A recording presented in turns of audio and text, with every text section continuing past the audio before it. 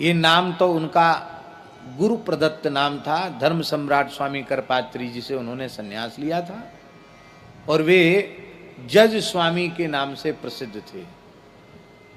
जज स्वामी थे, जज थे वो, सुप्रीम कोर्ट में जज थे वो। और फिर उन्होंने संन्यास ले लिया था। वृंदावन में श्री आनंद वृंदावन श्री स्वामी अखंडानंद सरस्वती जी के निकट वो निवास करते थे। बहुत अच्छे वक्ता थे, बहुत अच्छे संत थे, बड़े विद्वान तो क्या कहना, प्रकांड विद्वान थे। अंग्रेजी के तो थे ही, संस्कृत के भी बहुत अच्छे विद्वान थे, वेदांत के भी बहुत अच्छे विद्वान थे। उनका प्रवचन भी स्वामी जी के यहाँ होता था अवसर अवसर पर। हमने भी कई सभाओं में उनका प्रवचन सुना। स्वामी श्री परम पूज्य स्वामी श्री बामदेव जी महाराज, जो बड़े राष्ट्रभक्त, बड़े गोभक्त थे, पूज्यपाद स्वामी श्री बामदेव जी महाराज, उनसे उनका बड़ा प्रेम था। एक बार जज स्वामी जी ने कहा स्वामी श्री बामदेव जी महाराज से एकांत में कि स्वामी जी ब्राह्मण कुल में जन्म लिया, हमने पढ़े लिखे, गृहस्थ भी किया, जज पद पर भी पहुँचे और ठाकुर जी की कृपा से सब छूट भी गया, संन्यास भी हो गया। लेकिन जो अनुभूति होनी चाहिए वो अनुभूति नहीं हुई। तो मन में संतुष्टि नहीं है, मन में बड़ी ग्लानि है। कोई कहे कि आपने पढ़ा नहीं, तो गीता, शांकर भाष्य, गीता का, ब्रह्मसूत्र का, उपनिषदों का पढ़ा, पंचदशी पढ़ी और जो जो ग्रंथ थे उपयोगी सब पढ़े पढ़ाए, लेकिन भीतर से अभी लगता है कि अज्ञान अविद्या की निवृत्ति नहीं हुई। कहने सुनने की बात तो कहने सुनने तक है, अनुभूति भीतर से नहीं हुई। क्या करें, बड़ी ग्लानि है भीतर से। हमने सुना है कि योग मार्ग से अनुभूति हो जाती है। कोई आपकी दृष्टि में कोई बड़े योगी हो तो बताओ। तो पूज्य स्वामी श्री बामदेव जी महाराज ने कहा कि वृंदावन खाक चौक में पूज्य श्री पहाड़ी बाबा महाराज हैं, महान योगी राज हैं, सिद्ध पुरुष हैं, उनके पास चले जाओ, जाइए आप। बोले लेकिन आप ये सोच के जाओ कि हमारा वो बड़ा सम्मान करेंगे, सो कुछ नहीं करेंगे। वो अक्खड़ महात्मा हैं, पता नहीं किस धुन में होंगे, क्या बोलने लग जाएंगे। इस श्रद्धा से जाना कि वो कुछ भी कहें हमें सुनना है। हाँ, वो विलक्षण महात्मा हैं। वो कई बार नरसिंह भगवान का रूप धारण कर लेते हैं। नरसिंह भगवान तो समझते हैं ना। बोले नहीं नहीं, आप भेज रहे तो हम जाएंगे। तो फल फूल लेकर के आए, महाराज जी के पास बैठे और स्वामी श्री बामदेव जी का नाम लिया कि मैं अपना परिचय दिया, मेरा सन्यास नाम अमुक है और मैं स्वामी बामदेव जी ने हमको भेजा है और इस भाव से मैं आया। हम भी वहाँ उपस्थित थे। तो महाराज जी हंसने लगे। अरे बोले, हम तो पढ़े लिखे भी नहीं हैं, ऐसे बचपन के साधु हैं और हम क्या बताएंगे किसी विद्वान से भी जा। अरे बोले, विद्वान तो पढ़े लिखे तो हम खुद ही हैं, हमको कहीं पूछना नहीं है। हमारे गुरु महाराज से बड़ा पढ़ा लिखा कौन होगा? स्वामी करपात्री जी के जैसा विद्वान कौन होगा? वो पढ़े लिखे की बात नहीं हम पूछ रहे हैं। आप कृपा करो, हमको कोई योग का उपदेश करो जिससे हम कुछ अनुभूति प्राप्त करें। पता नहीं महाराज जी के क्या मन में आया। ऐसे तखत पे, खाली तखत पे बैठे रहते थे, नीचे चटाई बिछी थी, बैठ जाओ यहां, तो नीचे चटाई पर वो बैठ गए। मेरी तरफ पीठ कर लो, महाराज जी की तरफ पीठ कर ली। हम वहीं उपस्थित थे। इसके बाद उन्होंने यहां स्पर्श किया, महाराज जी के, स्वामी जी के, जज स्वामी जी के यहां स्पर्श किया। अब उनके शब्द दोहरा रहा हूं मैं। अरे सुषुम्ना मार्ग तो सूख गया। अरे बहुत संसार भोग के आयो, गृहस्थी भोग के आयो, अब बुढ़ापा है, कुछ नहीं होगा। ये आसन प्राणायाम के चक्कर में मत पड़ो, कल्याण चाहते हो तो बताएं, नहीं तो जाओ। तो उन्होंने कहा नहीं, हम कल्याण चाहते हैं, बताइए आप। तो बोले बता तो देंगे पर करोगे नहीं, तुम निश्चय करो कि हम करेंगे। अब तुम्हारा शरीर इस योग्य नहीं है कि तुम योग साधन कर सको, हम जरूर करेंगे। बोले प्रवचन बंद कर दो, पढ़ना लिखना बंद कर दो, और जितनी देर कर सको राम राम राम राम राम राम राम राम राम राम करो। संख्या से करो चाहे बिना संख्या से करो, सवेरे जगने से लेके सोने तक, जब तक थको नहीं तब तक राम राम करो। आपका काम हो जाएगा, आपको अनुभव भी हो जाएगा, आप जो चाहोगे सो हो जाएगा।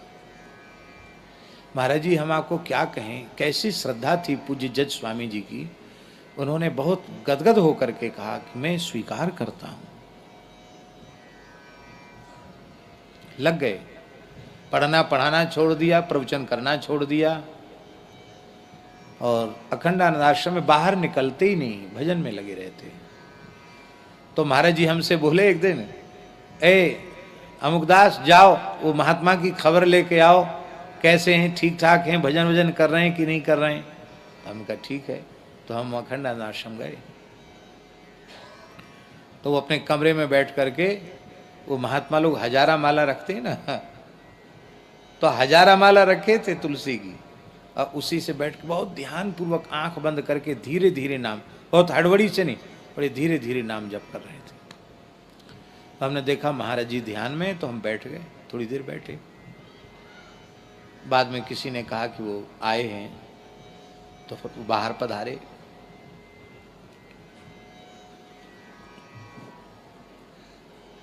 विनोदी थे जज स्वामी जी। तो बोले, हमने कि महाराज जी क्या कर रहे थे। अरे बोले क्या कर रहे थे, एक बैरागी महात्मा में चक्कर में फंसा दिया। हमने कि कैसे चक्कर में फंसा दिया। बोले अब सवेरे से शाम तक माला घूमती है, राम राम राम राम राम राम राम राम। शिखा सूत्र त्याग के तो सन्यास लिया, और अब ऐसे चक्कर में फंसा दिया, सवेरे से लेके शाम तक माला राम राम राम राम राम राम राम राम।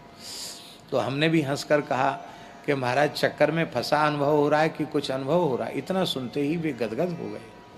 उन्होंने कहा सच्ची बात है, हमको अब नाम जप में इतना सुख मिल रहा है, हमको लगता है इतना समय हमने पढ़ाई लिखाई में, जज बनने में और प्रवचन में नष्ट क्यों कर दिया। इतने समय राम राम करते तो क्या नहीं मिल जाता। और महाराज जी पूर्ण समाधान मिला उनको। थोड़े से अस्वस्थ हुए तो हम रामकृष्ण मिशन में उनका दर्शन करने गए। तो उन्होंने अपना चित्र दिया। नहीं, उनको अपना चित्र देने की क्या जरूरत थी, उन्होंने अपना चित्र दिया। बोले आप खाक चौक में जाकर इस चित्र को ले जाओ और महाराज जी के चरण तल में ऐसे ऐसे रगड़ना। तो हमने कहा क्यों। कहते बस जो कहते हैं उसका पालन करो। हमने कहा जो आ गया। हमसे बोले अब हम दोबारा चरणों में प्रणाम करने आ नहीं पाएंगे, इसलिए अब हम प्रत्यक्ष नहीं जा सकते, तो हमारा फोटो ही चला जाए। और हमने जाकर के उनका चित्रपट, उनका फोटो महाराज जी के चरण में ऐसे ऐसे रगड़ा। महाराज जी, महाराज ए क्या करता है। हमने कहा महाराज जी से जज स्वामी जी की आज्ञा का पालन कर रहे हैं। तो बोले अब उनका काम हो गया, अब उन्हें लौट के संसार में फिर नहीं आना है।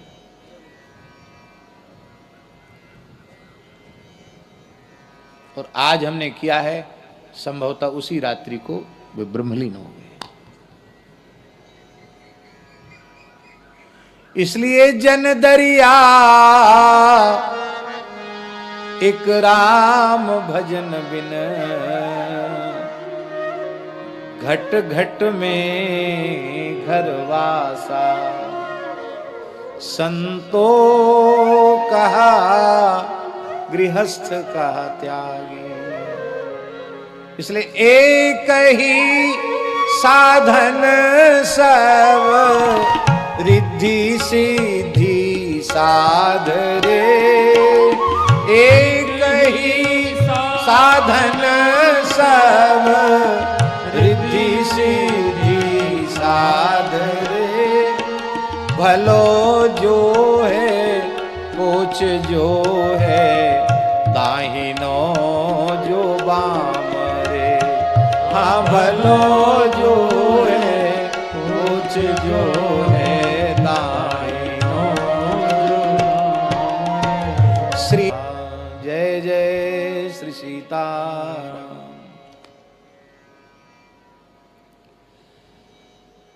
राम राम करने वालों का कैसा कल्याण होता है, ओहो क्या कहना। एक महात्मा थे दामोदर दास जी, एकदम बिना पढ़े लिखे थे, स्कूल गए नहीं, जन्म तो ब्राह्मण कुल में हुआ था पर पढ़े लिखे बिल्कुल नहीं थे, एक अक्षर नहीं पढ़े थे। बचपन में घर छोड़ दिया, बाबा जी हो गए, बाबाजियों में भी पढ़े नहीं। रसोई बहुत बढ़िया बनाते थे, कढ़ी तो ऐसी बनाते थे मोहनदास जी, क्या कहना। गुलाब जामुन को लज्जित करने वाली पकौड़ी, मुंह में डालो और घुल जाए पकौड़ी ऐसी। वो कढ़ी छौंकते थे तो सुगंध दूर तक मोहल्ले में जाती थी। बड़ी सुंदर रसोई बनाते थे। और ऐसे थे, एक दिन भंडारा था तो महाराज जी ने पूछा, ए दामोदर दास। हाँ महाराज। ए बता घड़ी में कितना समय हो गया। राधा कृष्ण जी लगभग 40-50 साल रहे उसी स्थान में और अब तक वो घड़ी देखना नहीं जानते थे कि घड़ी कैसे देखी जाती है। 50 साल में भी घड़ी देखना नहीं सीखे। ऐसे वृद्ध थे, ऐसे देखे। महाराज जी बोले, बोलता क्यों नहीं है, कितने बजे बता।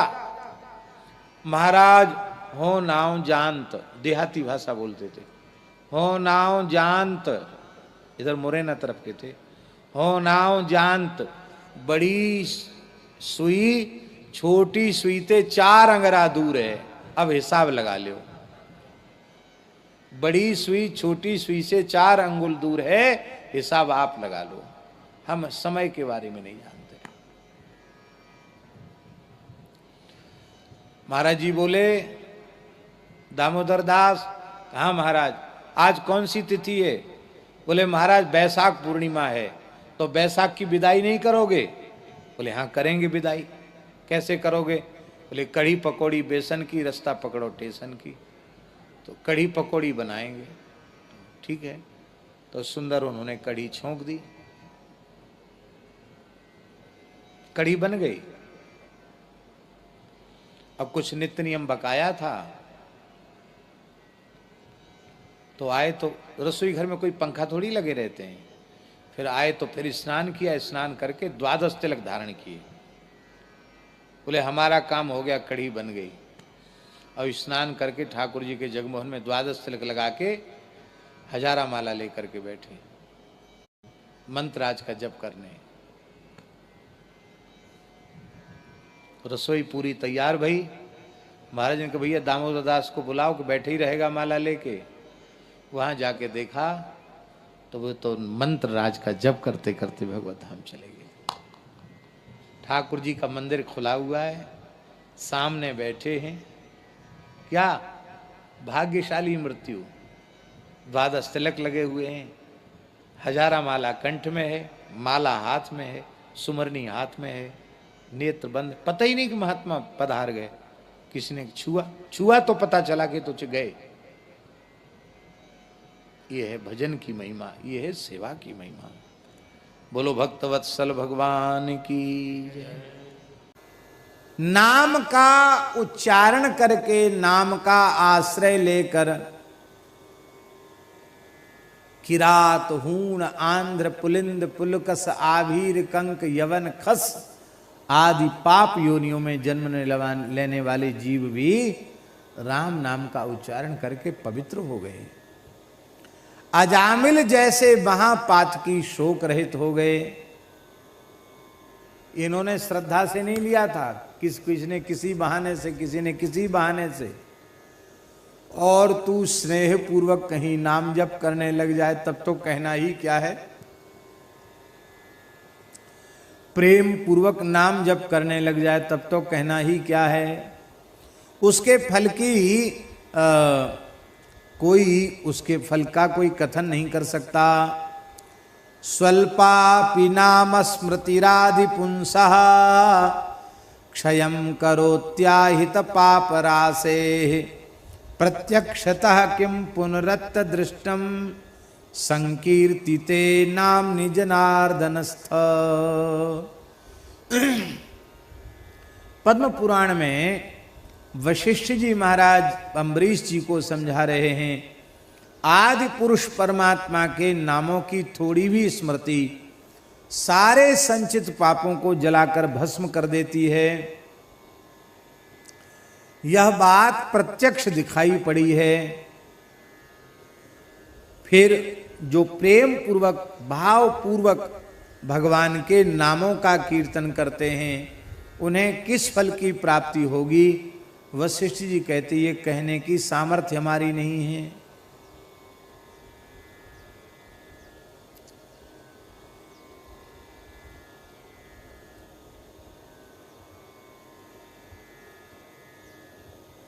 ये राम नाम क्या है? संबल निशंबल को सखा असहाय को।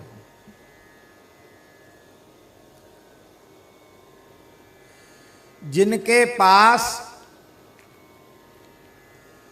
परमार्थ पथ के लिए कोई भी साधन सामग्री नहीं है,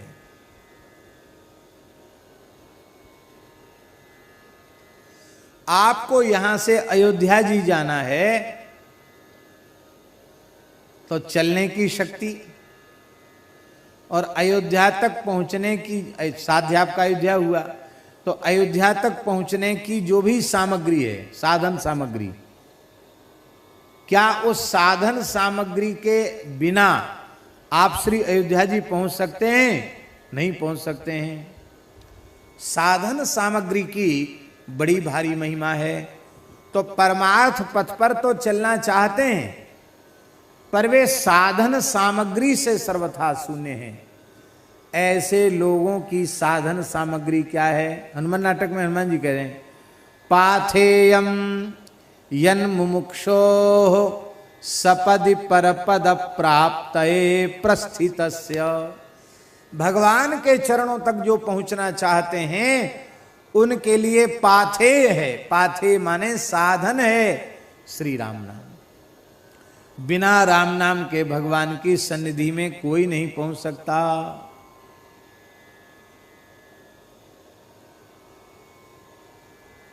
तो सब प्रकार से जो साधन शून्य है वह भी श्री राम नाम का आश्रय लेकर के अपना परम कल्याण कर लेता है। इसलिए हरिधाम पथि संवलम नाम को गोस्वामी जी ने कहा है, भगवान के धाम तक पहुंचने का जो मार्ग है उसमें संबल केवल भगवान का नाम ही है।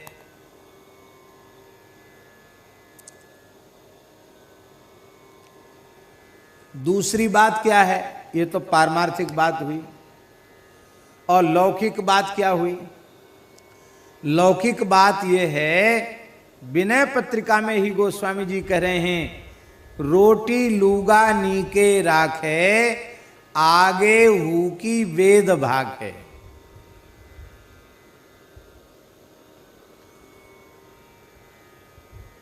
आप भगवान की शरण ग्रहण कर लो और उनके पवित्र नाम का आश्रय ले लो, फिर आप संसार का कोई काम कभी मत करो, सोचो भी मत। क्रिया के नाम से, उद्यम के नाम से, पुरुषार्थ के नाम से, उपार्जन के नाम से आप कुछ भी मत करो, तो भी ठाकुर जी का ठेका है। क्या ठेका है?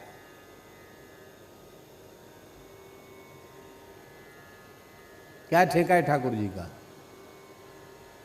लूका रोटी नीके राखें। लूगा ये वस्त्र और रोटी, अन्न वस्त्र की कमी नहीं होने देंगे। और आगे हु की वेद भाखें। आगे की बात तो वेद कहते हैं, करहु कल्प भरे राज तुम मोहि सुमरेउ मन माम मन माहि और पुनिमम धाम पैहु जहां संत सब जाएं। केवल भगवान की शरण भीतर से ग्रहण कर लो और उनके पवित्र नाम का आश्रय ले लो तो इतनी चीजें तो आपको सहज मिल जाएंगी।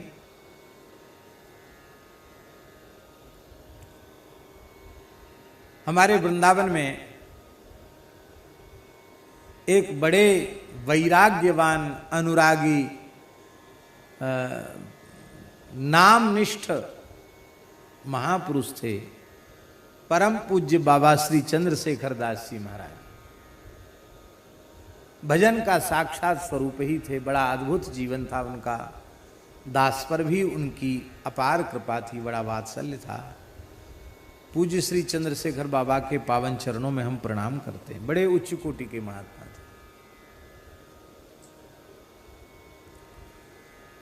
तो जब कभी हमें अवसर होता तो हम बाबा के पास जाते थे। बाबा याद भी करते रहते थे। कभी ज्यादा दिन हो जाते तो संदेश आ जाता था वो क्यों नहीं आए। हम बाबा के पास जाते तो बाबा बोले देखो, पति जानता है कि मेरी ये पत्नी उत्तम पतिव्रता नहीं है, ये वो जानता है।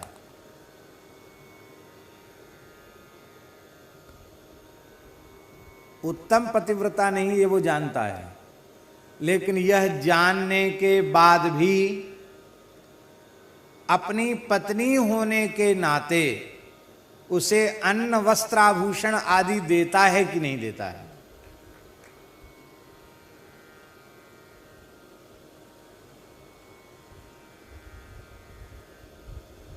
वंचित क्यों नहीं करता। उसको कहना चाहिए कि भाई तुम सर्वोच्च पतिव्रता होती तो हम देते, तुम तो ऐसी हो, तुमको क्या दें। फिर भी देता है, जानता है इसका जैसा समर्पण होना चाहिए वैसा नहीं है, प्रेम भी नहीं है, फिर भी देता। क्यों देता है?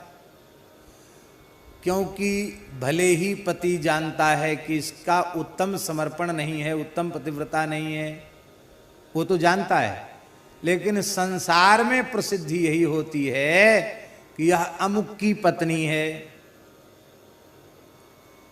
तो अब अमुक की पत्नी है तो भूखी प्यासी डोलेगी, उघारी डोलेगी, तो बदनामी कौन की होगी? किसकी बदनामी होगी? उसकी बदनामी नहीं होगी, पति की बदनामी होगी। अरे देखो बड़े भारी सेठ बनते, जमींदार बनते हैं, बड़े आदमी बनते हैं, देखो घरवाली की क्या हालत है, शरीर पर कपड़ा नहीं है इसके, हैं, आंतें सिकुड़ रही हैं, लगता भोजन भी नहीं मिलता इसको।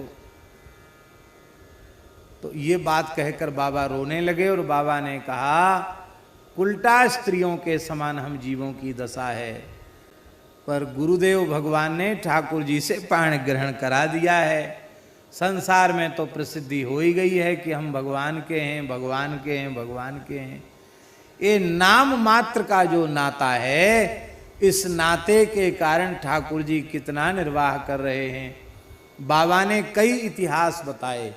बाबा ने कहा हमारे सामने कई विभीषिकाएं आ चुकी हैं, कितने अकाल पड़ चुके, पर चाहे जितना अकाल आया हमने साधुओं पे कभी अकाल पड़ते नहीं देखा।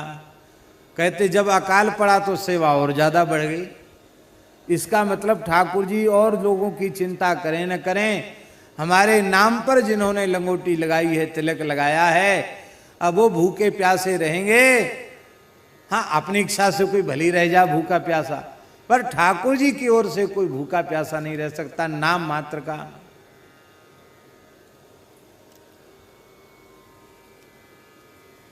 ये कोरोना बीमारी नहीं थी तो सब इधर उधर महात्मा लोग भी घूमते फिरते ज्यादा रहते थे, और ये बीमारी आई तो सब जो घूमने फिरने वाले थे वो भी स्थान में ही पहुंच गए। अब पहुंच गए तो रोज भी रसोई ठाकुर जी की ठीक ही बनती है, लेकिन जब सब वहाँ बैठ गए तो सब क्या करें, तो दो दो तीन तीन तरह के साग बन रहे हैं, चटनी बन रही है, पकौड़ी बन रही है, बढ़िया बढ़िया बनने लग गया। तो हमने कहा भैया सब दुनिया में लॉकडाउन हुआ, मलुक पीठ में तो लॉकडाउन क्या हुआ है, तो यहाँ के तो भाग्य ही खुल गए। अब सब साधु जुट गए रसोई बनाने में। आज हम ये बनाएंगे, आज हम ये बनाओ भैया, ठाकुर जी को प्रेम से भोग लगे, संत पावें।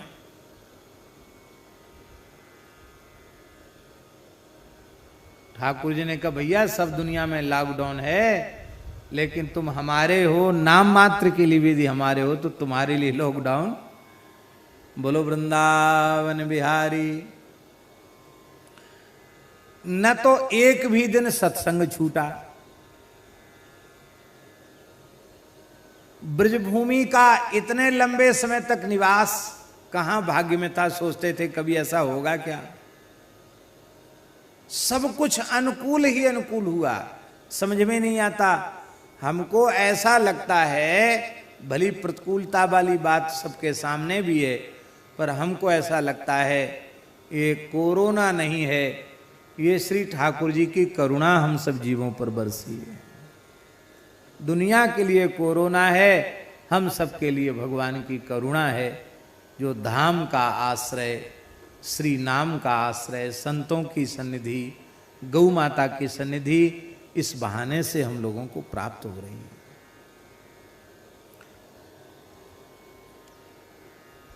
तो जो सर्व साधन शून्य है, जो असहाय है, उसका सहायक राम नाम है। सखा असहाय को, असहाय का सखा राम नाम है। और कैसा है राम नाम? भाग्य है अभागे हु को, गुण गुणहीन को।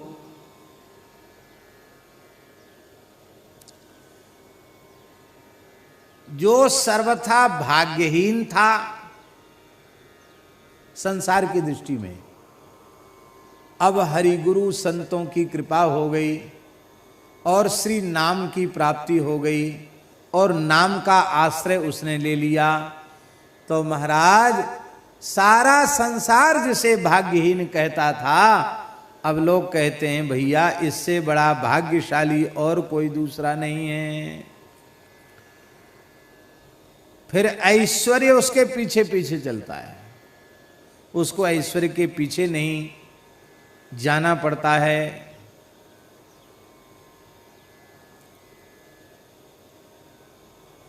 गोस्वामी जी ने अपने जीवन का उदाहरण अपने साहित्य में न जाने कितने स्थानों पर कहा है।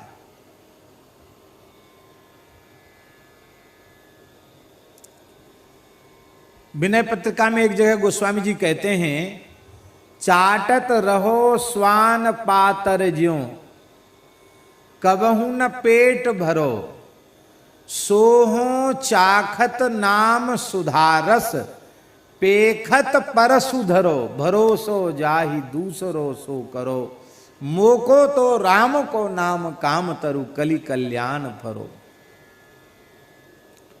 जब मैं राम नाम से विमुख हो गया, तो जैसे कुत्ते का पत्तल चाटने से पेट नहीं भरता, ऐसे बचपन में संसार की दृष्टि में सबसे बड़ा भाग्यहीन मुझे मानकर लोग मेरी छाया से भी डरते थे। कोई 4 चने हमारी हथेली पर रख देता था तो मानत हो जानत हो 4 फल 4 ही चणक को, 4 चनों को मैं समझता था यही चतुर्विध पुरुषार्थ है, धर्म अर्थ काम मोक्ष यही है। अब जब से राम नाम का आश्रय लिया है तो पेखत परसु धरो, खट्टे मीठे चटपटे व्यंजन सामने रखे रहते हैं, लेकिन हमको उनकी ओर देखने तक की इच्छा नहीं होती है। गुण गुणहीन को, जो समस्त गुणों से हीन है, न विद्या है, न चातुरी है, न गान है, न कारीगरी है, कुछ नहीं है, गुण नाम की कोई चीज उनके पास नहीं है, पर वे अनन्य भाव से राम नाम के आश्रित हैं, तो सारे सद्गुण उनमें अपने आप प्रकट हो जाते हैं। सारी भाषाएं, सारे ज्ञान, सारी विद्याएं भगवान नाम से प्रकट हो जाती हैं। श्री गोकुल भवन वाले परमहंस जी महाराज की घटना, परमहंस जी महाराज कि कोई विदेशी आदमी आया था, शायद जर्मन का आदमी आया था। अब वो कुछ साधन की बात पूछना चाहता था। अब श्री गोकुल भवन में कोई ऐसा अंग्रेजी पढ़ा लिखा नहीं जो उसकी बात समझे। वो महाराज जी के पास पहुंच गया, महाराज जी कोठरी बंद कर दिए और उसकी भाषा में उसको सब बात समझा दी।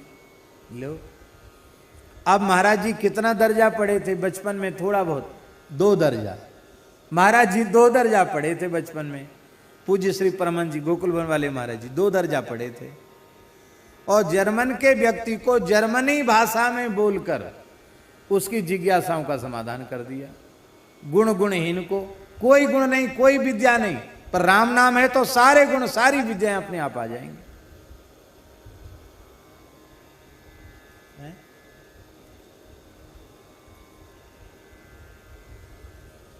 क्या करें?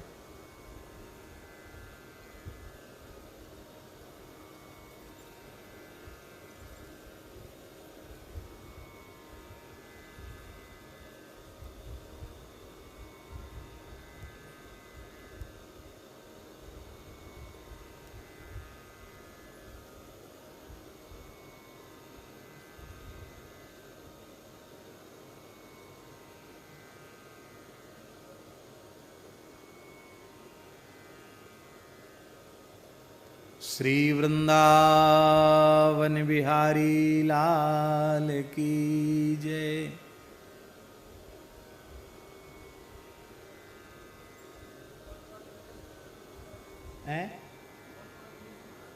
मोटे गणेश जी वाले महाराज, हाँ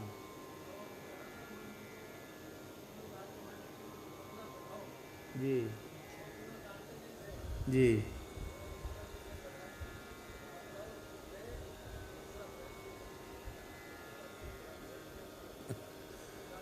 मोटे गणेश जी वाले महाराज जी के पास राधा रमण के गोस्वामी जी गए, बोले हमारे पुत्र को बंगला पढ़ाओ। महाराज जी बोले हम तो बंगला पढ़े हुए नहीं। बोले जबरदस्ती उन्होंने, नहीं आप तो पढ़ाइए। तो महाराज जी बंगला पढ़े नहीं तो खूब बढ़िया से उनको बंगला पढ़ा दिया। तो भगवान के भक्त के भीतर सारे गुण। एक घटना और है पूज्य गुरुदेव भक्तमाली जी की। पंडित श्री जगन्नाथ प्रसाद भक्तमाली जी के दौहित्र, उनके पुत्र, शायद बड़े बाले के लाल जी का, उनका पाटी पूजन था। तो अभी पंडित जी का उत्सव आने वाला है, ये तृतीया से, तृतीया चतुर्थी पंचमी 3 दिन का उत्सव होता पंडित जी का। आज प्रतिपदा का अक्षय है, आज प्रतिपदा समझो, अमावस्या है, कल द्वितीया है, परसों से 21, 22, 23 3 दिन का उत्सव है पंडित जी महाराज का उत्सव। तो ऋषि पंचमी की तिथि की बात है। ऋषि पंचमी जो पंडित जी के निकुंज गमन की तिथि है, उस तिथि पर ही पाटी पूजन उस बालक का हुआ। तो पूज्य बक्सर वाले श्री नारायण दास जी भक्तमाली जी मामा जी महाराज ने पूज्य गुरुदेव भक्तमाली जी से आग्रह किया कि सरकार आप अपने हाथ से पहले इस पाटी पर कुछ लिख दें, बालक के हाथ से लिखवा दें तो हो जाएगा पाटी पूजन, हो तो क्या है। तो महाराज जी ने राधा ये लिखवाया, उस पे पाटी पर राधा लिखा। बालक क्या से लिखवाया, फिर पता नहीं महाराज जी के मन में क्या आया कि वे कई भाषाओं में राधा राधा लिखने लग गए। ऐसे लिखने लगे जैसे उनको वो भाषाएं, कोई पढ़ना भले आता, लिखना तो सबको नहीं आता, पर महाराज जी ने राधा देवनागरी लिपि में लिखने के बाद उर्दू में लिख दिया राधा। उर्दू तो खैर चलो वो पढ़े थे, 4 दर्जा पढ़े थे उर्दू, तो उर्दू के अक्षर लिखना जानते, उर्दू में लिख दिया राधा। मामा जी पूछ रहे ये क्या, बोले ये उर्दू में लिखा राधा, श्री राधा। फिर बंगला में लिखा, चलो बंगला भी महाराज जी चलो पहचानते थे, पढ़े थे। उड़िया में लिखा, तमिल में लिखा, तेलुगु में लिखा, कन्नड़ में लिखा, मलयालम में लिखा। सारी भाषाओं में भारतवर्ष की जितनी लिपियां, जितनी भाषाएं, तुरंत फटाफट लिखते चले गए। सारी भाषाओं में श्री राधा श्री राधा श्री राधा लिखते चले गए और सबसे नीचे अंग्रेजी में लिखा श्री राधा। लो, अंग्रेजी तो बिल्कुल पढ़े ही नहीं थे महाराज जी, अंग्रेजी में लिखा श्री राधा।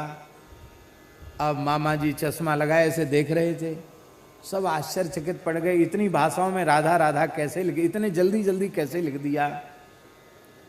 तो मामा जी ने कहा, सरकार इतनी भाषाएं लिखने पढ़ने का अभ्यास कब किया, ये पूछा। तो महाराज जी कुछ बोले नहीं, मुस्कुराए, अपने गमछा से जितनी भाषाओं में लिखा था सबको पोंछ दिया, ऊपर खाली जो राधा लिखा था वो रहने दिया, बाकी सबको मिटा दिया।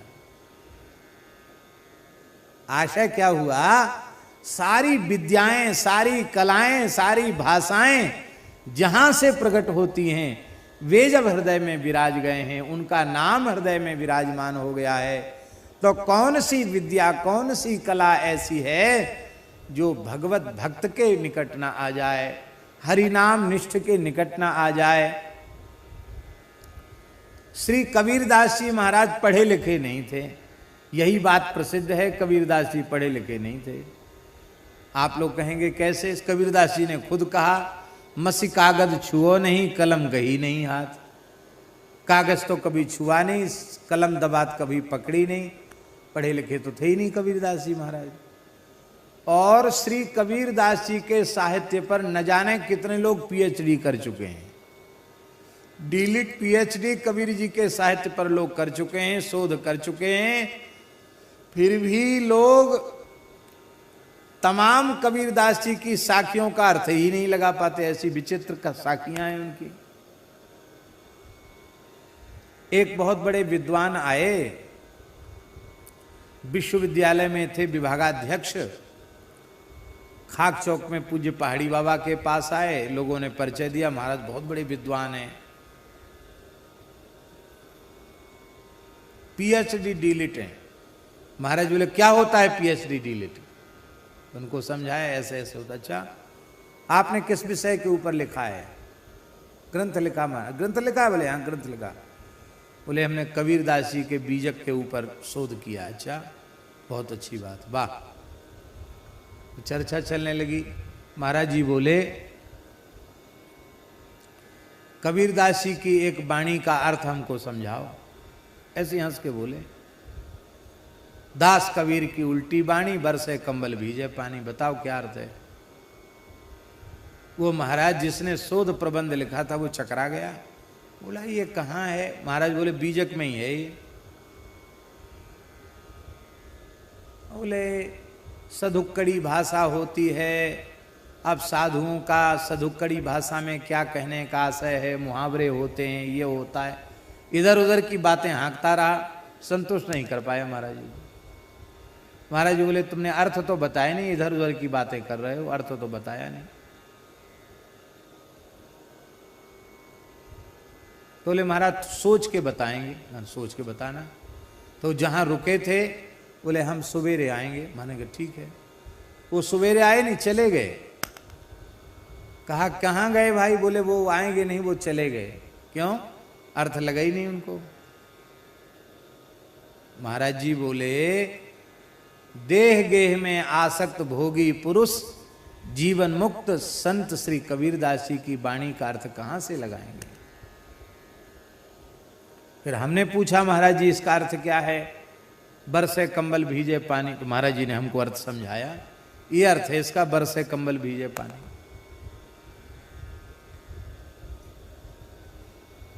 कहने का आशय ये है कि सारी विद्याएं, सारे गुण भगवान नाम से प्रकट हो जाते हैं, ये बात कही जा रही है।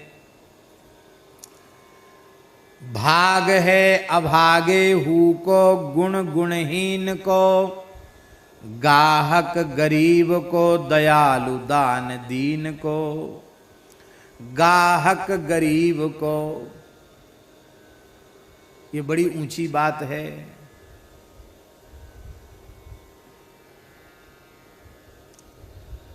राम नाम अमीरों का गाहक नहीं है, ये गरीबों का गाहक है, दीनहीन का गाहक है। इसका मतलब क्या है जो बहुत बड़े विद्वान, बहुत बड़े बुद्धिमान, बहुत बड़े पद प्रतिष्ठा वाले, धनवान, ऐश्वर्यवान होते हैं, वे तो राम नाम, कृष्ण नाम, हरि नाम में उनका प्रेम ही नहीं जगता। वो तो ब्रह्म ज्ञान से नीचे नहीं उतरेंगे। उनको राम नाम, कृष्ण नाम से क्या लेना देना। राम नाम तो गरीब का ग्राहक है, माने अमीर धनी पुरुष बड़ी प्रतिष्ठा वाले लोग, उनका मन भगवान नाम में लगता नहीं है। गरीबों का मन भगवान के नाम में लगता है। जितना अकिंचन होगा उतना अधिक भगवान के नाम में उसका मन लगने लग जाएगा। कुछ भी मत रखो, फिर देखो कितना नाम में मन लगता है। सारे संसार के संग्रह परिग्रह से मुक्त हो जाओ, फिर देखो कैसे नाम में मन नहीं लगता। अहरनिश नाम में मन लग जाएगा।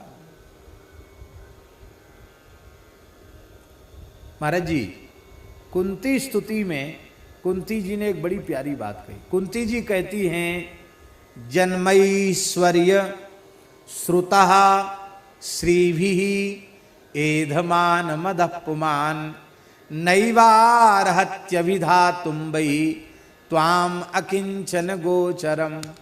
कुंती माता कह रही हैं भगवान श्री कृष्ण से, हे नाथ, उत्तम कुल में जन्म के कारण, ऐश्वर्य के कारण, शास्त्र ज्ञान के कारण, हाँ, जिनका अहंकार बढ़ा हुआ है, ऊंचे कुल में जन्म, पद प्रतिष्ठा, ऐश्वर्य, इनके कारण जिनका अहंकार बढ़ा हुआ है, उनकी जिह्वा पर आपके पवित्र नाम का प्राकट्य हो ही नहीं सकता। उनकी जिह्वा पर आपका नाम प्रकट नहीं होता, वे आपका नाम नहीं ले सकते। नैवार हत्य विधातुं वै, आपके नाम का उच्चारण नहीं कर सकते। क्यों? बोले त्वाम अकिंचन गोचरम, आप अकिंचन गोचर हैं। और इन जन्म ऐश्वर्य श्रुत आदि से संपन्न लोगों में अकिंचनता का भाव रहता नहीं। अकिंचनता माने क्या है? अ माने नहीं, किंचन माने कुछ भी। जीवन में अपना कहलाने के लिए जिसके पास कुछ भी न बचे, उसे अकिंचन कहते हैं। भले ही हम लोगों की समझ में ना आवे, पर सच्ची बात और पक्की बात यही है कि भगवान की सबसे भारी कृपा होती है तब गरीबी आती है।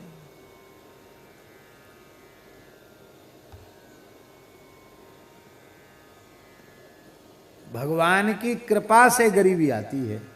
हाँ, अरे गरीब नहीं बनोगे तो गरीब निवाज की कृपा कैसे होगी? दीन नहीं बनोगे तो दीन बंधु की कृपा कैसे होगी? संत श्री मलुकदास जी की वाणी में एक पद है, बाबा मन का है सिर तले, एक पद है। इस पद में अंतिम कड़ी है, कह मलूका जहां गरीबी बेई सबसे भले। कह मलूका जहां गरीबी बेई सबसे भले। संस्कृत के एक नीतिकार ने कहा, भो दरिद्र नमस्तुभ्यम सिद्धो हम तब दर्शनात्। हे दरिद्र देवता, आपकी कृपा से मैं तो बिना तपस्या के ही सिद्ध हो गया। सिद्ध का लक्षण जानते क्या है? सिद्ध सबको देख लेते हैं, सिद्ध को कोई नहीं देख पाता। इसी जड़खोर में हजारों सिद्ध रहते हैं। अब वो सब तो हमको देख रहे हैं, लेकिन हम उन सिद्धों को नहीं देख पा रहे हैं। आज हम जो स्नान किए उसमें एक भाव ये भी था कि पहाड़ से जल बह रहा है, न जाने कितने संतों का चरणों का जल होगा ये। तो आज अमावस्या है तो चलो कम से कम स्नान तो हो जाए, ये भी एक मन में विचार था। भले हम नहीं देख पा रहे उन संतों को, पर इन्हीं पर्वत मालाओं में वे संत भजन कर रहे हैं, तो उनके शरीर को छूकर जो हवा चल रही है, वो हवा तो हमको लग रही है कि नहीं, उसका लाभ हमें मिलेगा। इनके चलने फिरने पर जो रज उड़ रही है, वो रज हमारे पर पड़ रही है। इसी जंगल का जल उनके चरणों को छू करके आ रहा है, उसका स्पर्श हो रहा है, ये लाभ है। तो सिद्ध सबको देख लेते पर सिद्धों को कोई नहीं देख पाता। माने वो संस्कृतज्ञ पंडित ये कह रहे हैं कि दरिद्र को कोई नहीं देखता, दरिद्र सबकी ओर देखता है पर दरिद्र की ओर कोई नहीं देखता। तो हम तो बिना तपस्या के ही सिद्ध हो गए, हम सबको देख रहे हैं, हमें कोई नहीं देख रहा है। बोलो भक्त वत्सल भगवान की जय। तो श्री नारद जी महाराज कह रहे हैं भागवत 10वें स्कंद पूर्वार्ध में, यमलार्जुन के प्रसंग में देवर्षि नारद जी कह रहे हैं, नारद जी कहते हैं दरिद्रस्यैव युज्यन्ते साधव समदर्शिनः। यद्यपि संत समदर्शी होते हैं लेकिन उनकी विशिष्ट कृपा की अनुभूति धनहीन पुरुषों को ही होती है। धनवान पुरुषों को उनकी विशेष कृपा का अनुभव नहीं हो पाता है। कृपा होती तो सब पर समान है पर अनुभूति किसे होती है? अनुभूति धनहीन पुरुषों को होती है, धनवान पुरुषों को नहीं होती है। क्यों? क्योंकि धनहीन पुरुष में एक दोष और धनवान पुरुष में 3 दोष।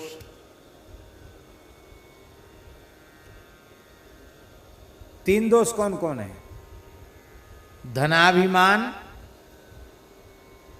एक तो धन का दोष, एते पंचदशा नरथा, 15 प्रकार के अनर्थ।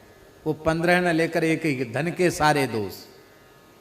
एक धनाभिमान का दोष, एक धन का दोष और एक धनाभिमान का दोष। मैं ऐसा वैसा नहीं हूं। लोग कहते हैं क्या समझ रखा है, खड़े बाजार में खरीद लूंगा। लो साहब, यह है धनाभिमान।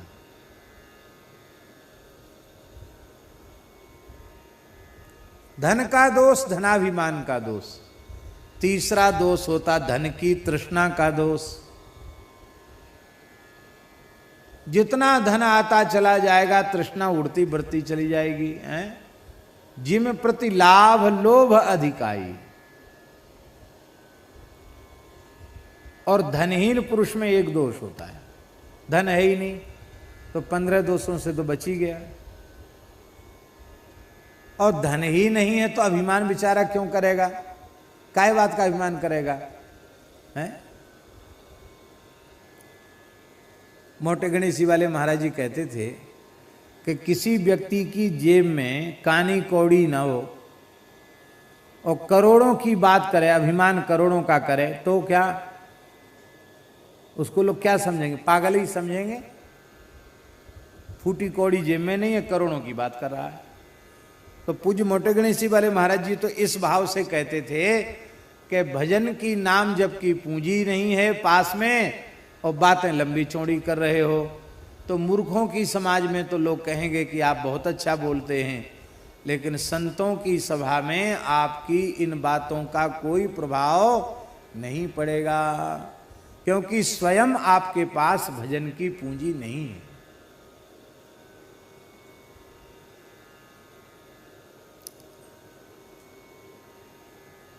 तो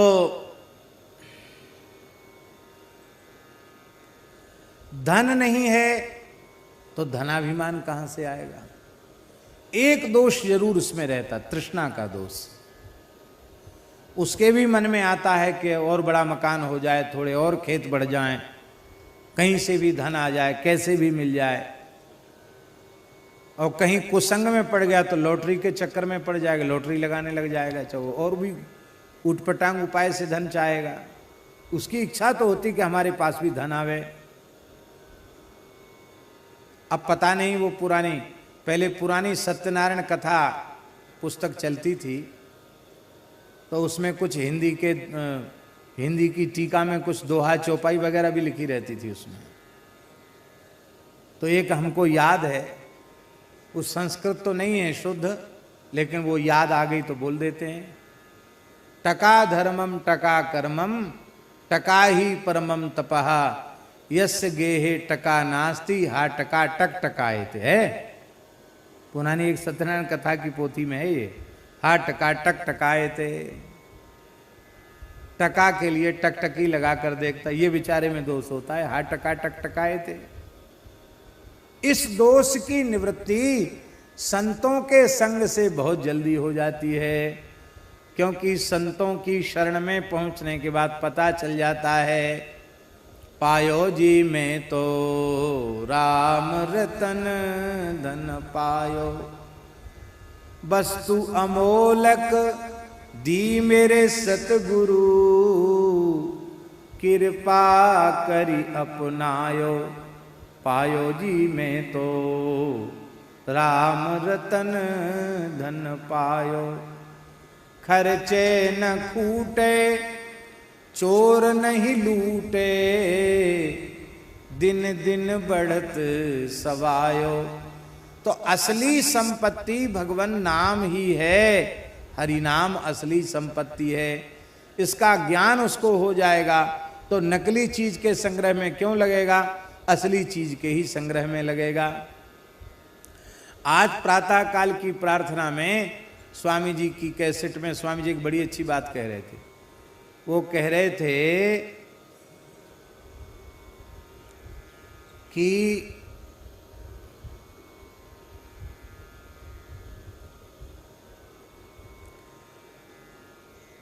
किसी मनुष्य की